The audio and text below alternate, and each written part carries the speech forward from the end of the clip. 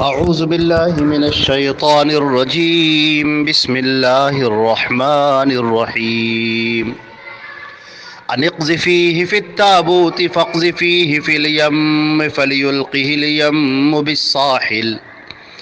بالساحل يأخذه عدو لي وعدو له وألقيت عليك محبة مني ولتصنع على عيني۔ یہ سورہ طٰہٰ کی آیت نمبر 39 ہے، اور ترجمہ اس آیت کا یہ ہے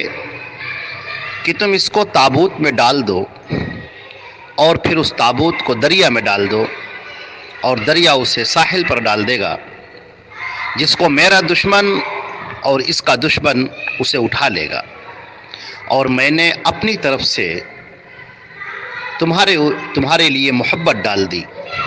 اور تاکہ تم میری آنکھوں کے سامنے پروان چڑھو۔ اب یہ جو آیت ہے، جو اس سے پہلے کی جو آیت تھی جہاں پر اللہ رب العزت نے حضرت موسیٰ علیہ السلام سے فرمایا تھا کہ اس احسان کو یاد کرو موسیٰ، تم میرے خاص ہو، میں نے شروع سے تم پر عنایات کی ہیں اور ہماری نوازشوں کا سلسلہ لگاتار تم پر جاری ہے، اور اب ہم نے تمہیں نبوت سے سرفراز کیا ہے، مگر اس وقت یاد کرو کہ جب ہم نے تمہاری ماں کی طرف وحی کی تھی، اور ہم نے اس سے پہلے کی گفتگو یہ وحی کا کیا مطلب ہے یہ گزشتہ آیت میں آیت نمبر 38 کے اندر اس کا بیان ہو چکا ہے۔ اب حضرت موسیٰ علیہ السلام کے دل میں جو اللہ رب العزت نے بات ڈالی وہ یہ کہ ان اقذفیہ، کہ تم اس کو ڈال دو تابوت میں۔ اب ایک تابوت میں، لکڑی کے ایک صندوق میں موسیٰ کو تم ڈال دو، اور پھر اس صندوق کو لے کر فاقذفیہ فی الیم، پھر اس کو یم کہتے ہیں دریا کو،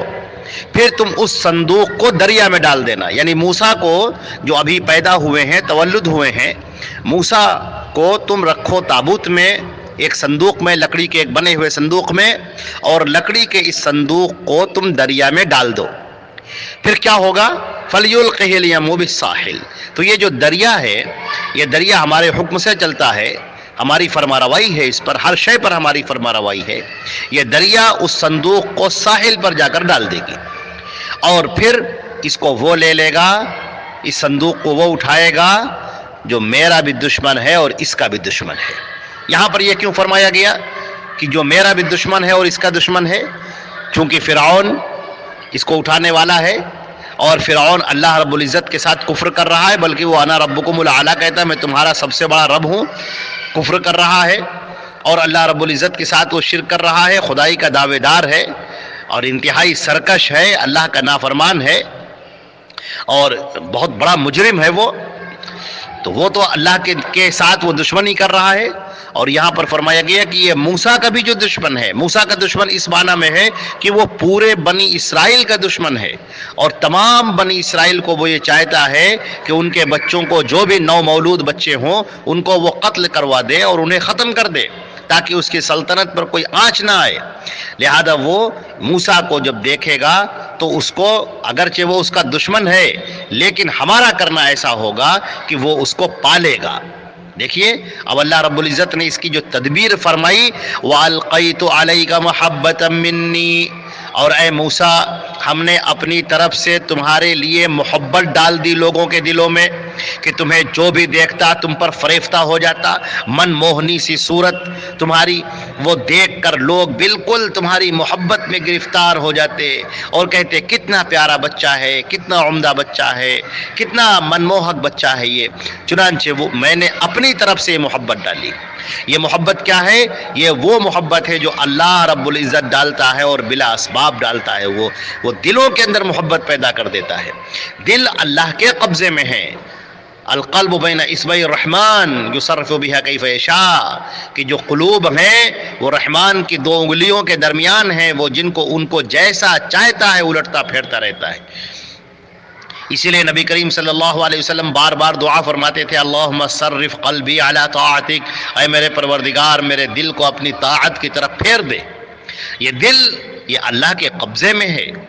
اس کا مالک اللہ ہے، وہ جسے چاہتا ہے پھیرتا ہے۔ لہٰذا ہمیں چاہیے کہ ہم اللہ رب العزت سے دعا کریں کہ پروردگار میرے اس دل کو تو اپنی عبادت میں لگا دے، اپنی محبت میں لگا دے، اپنے دین کی طرف پھیر دے، اپنی جنت کے حصول کے لیے پھیر دے، اپنی محبت اس میں عطا کر دے، میرے دل کو تو اپنی طرف مائل کر لے، اپنی طرف میرے اس دل کو کھینچ لے، اے میرے پروردگار تو اپنی جانب سے ہمیں عطا فرما دے۔ چنانچہ ہمیں یہ دعا کرتے رہنا چاہیے اپنے رب العزت سے۔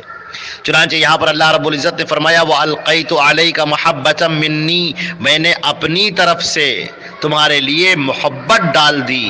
ایک عجیب سی محبت، ایک الگ قسم کی محبت، ایسی محبت کہ جو تمہیں دیکھے وہ تم پر فریفتہ ہو جائے۔ اب دیکھیے تمہیں کون دیکھ رہا ہے؟ فرعون اور اس کی بیوی اور جو بھی اس وہاں پر موجود ہوں۔ غالباً ایسا لگ رہا ہے کہ جیسے وہ محل کے کنارے فرعون اور اس کی بیوی آسیہ وہ دونوں سیر کر رہے تھے اور دفعتاً دیکھتے ہیں کہ ایک صندوق بہتا چلا جا رہا ہے، اور انہوں نے وہ صندوق جو ساحل سے آ لگا اس کو جب کھولا تو اس کے اندر ایک پیارا سا بچہ پایا۔ اب یہ دل تو اللہ کے قبضے میں ہے۔ اب ظاہری طور پر تو یہ ہے کہ فرعون بنی اسرائیل سے نفرت کرتا ہے، بنی اسرائیل کے بچے کو دیکھ کر وہ اسے قتل کر دے اور ختم کر دے، مگر ہوتا یہ ہے کہ اللہ رب العزت جو دلوں کا مالک ہے وہ فرعون کے دل میں اور اس کی بیوی کے دل میں محبت ڈال دیتا ہے۔ یہ پورا واقعہ سورہ قصص کے اندر اللہ رب العزت نے بڑی تفصیل کے ساتھ بیان کیا ہے، اور جہاں پر یہ بات بیان کی گئی ہے کہ یہ آیت نمبر 7 سے سورہ قصص کی آیت نمبر 7 سے یہ تذکرہ شروع ہوا ہے اور آیت نمبر 13 تک یہ پورا تذکرہ چلا گیا ہے، جہاں پر یہ ہے وَأَوْحَيْنَا إِلَىٰ أُمِّ مُوسَىٰ أَنْ أَرْضِعِيهِ، اور ہم نے موسیٰ کی ماں کی طرف وحی کی کہ تم ہی اس کو دودھ پلاؤ گی، اور یہ کہ تم اس کو دودھ پلاؤ، اور جب تمہیں اس کا ڈر محسوس ہو، فرعون کے والوں سے جب تمہیں خوف محسوس ہو تو اس کو دریا کے اندر ڈال دو اور ڈرو مت اور غمزدہ مت ہو، ہم اس کو تمہاری طرف واپس لے کر آئیں گے، اِنَّا رَادُّوهُ إِلَيْكَ، ہم اس بچے کو تمہاری طرف واپس لے کر آئیں گے اور اسے ہم نبی بنائیں گے۔ اور پھر فرعون نے اسے اٹھا لیا، فرعون کی آل نے، یہاں پر کہا گیا ہے آل فرعون، فرعون والوں نے، یعنی جو فرعون کے لوگ تھے، اس کے جو سپاہی تھے، جو لوگ تھے، انہوں نے فلتقطہ، اس کو اٹھا لیا تاکہ وہ ان کے لیے آگے چل کر ان کا دشمن بھی بنے، باعث غم بھی بنے۔ اللہ تعالیٰ فرماتے ہیں کہ فرعون اور حامان اور یہ جو لشکر ہیں ان دونوں کے سب غلطی پر تھے۔ اب دیکھیے یہ جب منموہک سا بچہ چلا آ رہا ہے تیرتا ہوا صندوق میں، اور جب فرعون کے لوگ اسے اٹھاتے ہیں تو وقالت امرأۃ فرعون، فرعون کی بیوی کہتی ہیں قرۃ عین لی ولک، کہ یہ میری اور تمہاری آنکھوں کی ٹھنڈک ہے، لا تقتلوا، اسے قتل مت کرو، عسیٰ ان ینفعنا او نتخذہ ولدا، ہم اس سے فائدہ اٹھائیں گے یا اس کو اپنا بیٹا بنا لیں گے، اور ان کو کچھ بھی پتہ نہیں ہے۔ اور ادھر فرماتے ہیں وَأَصْبَحَ فُؤَادُ أُمِّ مُوسَىٰ فَارِغًا، ادھر موسیٰ کی ماں کا جو دل تھا وہ گھبراہٹ سے بھرا ہوا تھا، اور وہ کہیں اظہار نہ کر دیتی اگر ہم نے ان کے دل کو مضبوط نہ کیا ہوتا تاکہ وہ مومنین میں سے ہوں۔ اور پھر انہوں نے موسیٰ کی بہن سے کہا کہ اس کا پیچھا کرو، اور وہ دور سے اس کو دیکھ رہی تھی اور کسی کو پتہ نہیں تھا، اور پھر ہم نے تمام دودھ والیوں کو موسیٰ پر حرام کر دیا۔ تو پھر موسیٰ کی بہن کہنے لگی کہ کیا ہم تمہیں ایک ایسا گھر نہ بتائیں جو اس کی کفالت کرے، اور وہ بڑے اچھے اور خیر خواہ لوگ ہیں۔ اور ہم نے پھر موسیٰ کو ان کی ماں کی طرف واپس کر دیا دودھ پلانے کے لیے، تاکہ ان کی آنکھیں ٹھنڈی ہوں اور وہ غم نہ کریں، اور یہ جان لیں کہ اللہ کا وعدہ سچا ہے، مگر لوگ اس کو جانتے نہیں ہیں۔ تو یہ سورہ قصص میں اللہ رب العزت نے اس واقعے کو بڑی تفصیل کے ساتھ میں بیان فرمایا ہے۔ تو اب یہ کیا ہے وَأَلْقَيْتُ عَلَيْكَ مَحَبَّةً مِّنِّي، کہ ہم نے اپنی طرف سے یہ محبت ڈال دی، ایسی محبت کہ جو تمہیں دیکھتا تمہارا دیوانہ ہو جاتا۔ تو یہ فرعون اور اس کے دربار کے لوگ اور اس کے لشکری اگرچہ سب تمہارے دشمن تھے، مگر ہماری تدبیر ایسی ہوئی کہ وہ ان سب پر غالب آ گئی، اور یہ کہ ان کے دلوں کے اندر محبت ہم نے پیدا کر دی۔ اس سے معلوم ہوتا ہے کہ اللہ رب العزت سے اپنے لو لگائے رکھیں، اللہ رب العزت پر بھروسہ کریں، وہ اس طرح سے معاملات کو بنا دیتا ہے جہاں سے انسان سوچ بھی نہیں سکتا۔ مگر افسوس یہ ہے کہ ہمارا ایمان اللہ پر وہ اتنا مضبوط نہیں ہے، ہم اللہ پر یقین رکھتے ہی نہیں ہیں، ہم اپنی زبان سے صرف کہتے ہیں، دل کے اندر اترا ہوا نہیں۔ کاش کہ یہ ایمان ہمارے دلوں کے اندر اترا ہو، کاش کہ ہمیں یہ یقین کی کیفیت حاصل ہو جائے، اللہ رب العزت پر ہم بھروسہ کریں، اس پر توکل کریں۔ اللہ رب العزت حالات کو اس طرح سے بنا دیتا ہے، معاملات کو اس طرح سے بنا دیتا ہے کہ انسان گمان نہیں کر سکتا، انسان سوچ نہیں سکتا۔ انسان سوچتا ہے اب کیا ہوگا، اب تو سارے راستے بند ہیں، اب تو سارے دروازے بند ہیں، اب تو کچھ بھی سجھائی نہیں دیتا، اب تو کچھ بھی نظر نہیں آتا، اب کیا ہوگا، کہاں سے ہو سکتا ہے۔ لیکن بندہ جب اللہ کی طرف لو لگاتا ہے، اللہ کے سامنے تڑپتا ہے، گڑ گڑاتا ہے، اللہ سے مانگتا ہے، تو پھر پروردگار عالم اس کی مشکلوں کو کھول دیتا ہے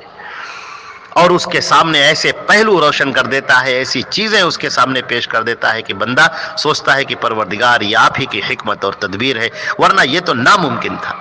لوگ سمجھتے ہیں کہ ایسا ہو ہی نہیں سکتا، لیکن اللہ رب العزت ان حالات کو بدل دینے والا ہے۔ اما یجیب المضطر اذا دعا، کون ہے جو پریشان حالوں کی پریشانی کو دور کرتا ہے جب وہ اسے پکارتے ہیں۔ آگے فرمایا وَلِتُصْنَعَ عَلَىٰ عَيْنِي، تاکہ میری نگاہوں کے سامنے تم پروان چڑھو، تمہاری پرورش کی جائے اور تم فرعون کے محل میں پرورش پاؤ۔ یہ اللہ رب العزت کی تدبیر ہے۔ جو بنی اسرائیل کا دشمن ہے